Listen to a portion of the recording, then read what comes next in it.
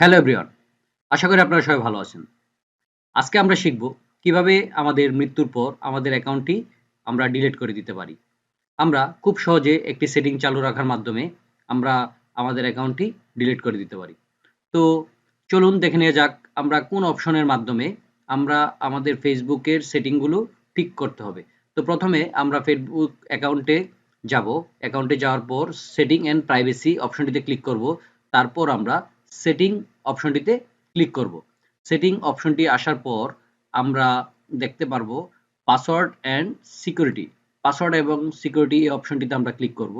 Click করার পর আমরা দেখতে পাচ্ছি পার্সোনাল ডিটেইলস অনেকগুলো অপশন চলে এসেছে। এই জায়গা থেকে আমরা পার্সোনাল ডিটেইলস এই অপশনটিতে আমরা ক্লিক করব। এই অপশনটিতে ক্লিক করার পর আমরা এই জায়গায় অ্যাকাউন্ট ওনারশিপ অ্যান্ড কন্ট্রোল এই অপশনটিতে আমরা ক্লিক করব। ক্লিক করার পর আমরা দুটি অপশন দেখতে পাচ্ছি। প্রথম যে অপশনটি এই অপশনটিতে আমরা ক্লিক করব।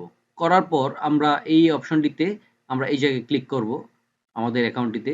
তারপর আমরা যদি আমাদের মৃত্যুর পর অ্যাকাউন্টটি ডিলিট করে দিতে চাই, delete your account after death এই অপশনটিতে আমরা ক্লিক করে তারপর হচ্ছে আমরা এটি কনফার্ম করে দিব। কনফার্ম করে দেওয়ার পর আমরা দেখতে পাচ্ছি এই জায়গায় ডিলিট আফটার ডেথ একটি অপশন অ্যাড হয়েছে।